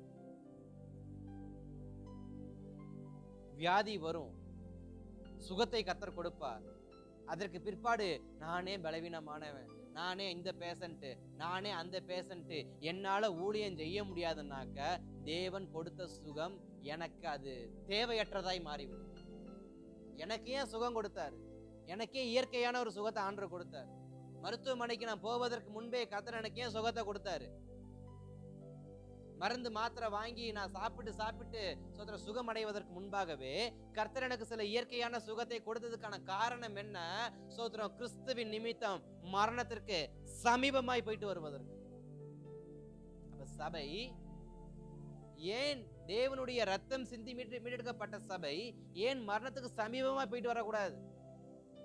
மரணம் வரட்டுமே, இன்னைக்கு ஒரு நாள் வரப்போறது தானே. ஆமாவா இல்லையா? ஆமா, அது இன்னைக்கு வந்தான்னா நாளைக்கு வந்தான்னா. அதனால சபையாகிய நாம் எப்படிப்பட்டவங்களா இருக்கணுமா? பலவீனத்தில் கிறிஸ்துவினுடைய இரக்கம் வேண்டும் என்று கேட்க வேண்டும். இரண்டாவது, சுகத்தை பெற்றுக்கொண்ட நான் மரணத்துக்கு சமீபமாய் போயிட்டு ஊழியம் செய்துட்டு வந்துடணும். கர்த்தர் நல்லவர். இந்த இரண்டு பேரையும் பவுலிய வெளியே கொண்டு வராரு. பிலிப்பு சபையாரு, உங்கள சில பேர் எப்படிப்பட்டவங்களா மாறணும்? இவங்களை போல என்ன பண்ணணும்? மாறணும். ஏன்னா பவுல் ஏற்கனவே சொல்ற, நான் கிறிஸ்துவை பின்பற்றப்ப நீங்களும் என்ன பண்ணுங்க, என்னை பின்பற்றுங்க ஏற்கனவே சொல்லிட்டாரு. இப்ப ரெண்டு பேரையும் உதாரணமா கொண்டு வராரு. அங்க இருக்கிற சில பேரை சொல்றாரு, சில பேருக்கு ஆலோசனையா சொல்றாரு. நீங்களும் உங்க ஊழியரோட என்ன பண்ணுங்க, போய் இணைஞ்சு ராஜ்யத்தை என்ன பண்ணுங்க, போய் கட்ட ஆரம்பி. துக்கப்படுவதை விட, அழுவதை விட, நடந்துருமோ நினைச்சு கவலைப்படுவதை விட, உங்களுக்கு கொடுக்கப்பட்ட தேவ மனுஷனோடு சேர்ந்து, உங்கள் சபையின் ஊழியரோடு சேர்ந்து நீங்களும் இணைந்து ஏதாவது ஒரு ஊழியத்தை என்ன பண்ணுங்க, செய்யுங்க. அது மரணத்துக்கு சமீபமா இருந்தாலும் பரவாயில்ல, கர்த்தர் பார்த்து கொள்வார். 4 விதமான காரியத்தை இன்றைக்கு நம்ம படிச்சோம். ஒன்று, எச்சரிக்கையை குறிச்சு படிச்சோம். இரண்டாவது, பவுலுடைய அனுபவத்துல இருந்து சில காரியத்தை படிச்சோம். மூன்றாவது, 2 மனுஷர்களை குறித்து நம்ம என்ன பண்ணோம், படிச்சோம். நான் எப்படிப்பட்டவங்களா இருக்கணுமா? ஜாக்கிரதையா இருக்கணும். நான் எப்படிப்பட்டவனா இருக்கணும்? விசுவாசத்து நிமித்தம் வாய்ப்புகள் வந்தாலும் குப்பையா எண்ணி கிறிஸ்துவுக்காக என்ன பண்ணணும், வாழணும். ஏன் இந்த குப்பை என்கிற வாழ்க்கை என்றால், நான் உயிர்த்தெழ வேண்டும் என்பதற்காக. 2 மனிதர்கள் எதற்காக? கிறிஸ்துவின் மனதை உடையவர்களை நானும் மாறுவதற்கு ஒப்புமையாக. இன்னொரு மனிதன் வியாதிப்பட்டவனா இருந்தாலும் ஊழியத்திற்கு எழும்பி வந்தவன், மரணத்துக்கு சமீபமாய் போய் ஊழியம் செஞ்சுட்டு வந்தவன். தேவ சமூகத்தில் இன்னைக்கு சபை நாம் ஜெபிக்க வேண்டியது, ஆண்டவரே ஸ்தோத்திரம், நாங்கள் வெறுமையானவர்களை இருப்பதை விட ஏதோ ஒன்றை செய்கிறவர்களா எங்களை என்ன பண்ணுங்க, மாற்று. ஏதோ ஒன்று ஜெபிக்கலாமா தேவ சமூகத்தில்? முடிந்தவர்கள் முழங்கால் படியிட்டு. ஹல்லேலூயா. நன்றி இயேசுவே, நன்றியோடு ஸ்தோத்திரிக்கிறோம்பா. நாங்கள் எச்சரிக்கை உள்ள வாழ்க்கை வாழ தேவன் உதவி செய்கிறார். பரிசுத்த ஆவியானவரே, எச்சரிப்பான வாழ்க்கையை வாழ எங்களுக்கு உதவி செய்யுங்க. எச்சரிப்புள்ள வாழ்க்கையை வாழ உதவி செய்யுங்க. எங்களை ஆண்டவரே ஸ்தோத்திரம், எங்களை தூக்குவதற்கு, எங்களை ஆண்டவரே பாழாக்குவதற்கு, எங்களை கொள்ளை அடிப்பதற்கு இன்றைக்கு அநேகர் வந்து கொண்டு இருக்கிறாங்க. நாங்கள் எச்சரிக்கையா இருக்க உதவி செய்யுங்க. பவுல் தன் வாழ்க்கையின் அனுபவத்துல சொல்றார், எனக்கு வாய்ப்பு இருந்தது, நான் வாய்ப்பை பயன்படுத்தல. பாவம் செய்ய எனக்கு வாய்ப்பு வந்தது, நியாயப்பிரமாணத்தின்படி வாழ எனக்கு வாய்ப்பு வந்தது, ஆனா நான் அதன்படி வாழ விரும்பல. நான் கிறிஸ்துவை பற்றின விசுவாசத்துல வாழ விரும்புறேன்னு பவுல் எழுதுறாரு. இன்றைக்கு எனக்கு அப்படிப்பட்ட விசுவாசம், அப்படிப்பட்ட வாழ்க்கையை நாங்க வாழணும்பா. தீமோத்தேயுவை குறித்து சொல்றாரு, அவன் என்னை போல மனதை உடையவன். கிறிஸ்துவே, நாங்க உம்மை போல மனதை உடையவர்களா இருந்து ஊழியம் செய்யணும்.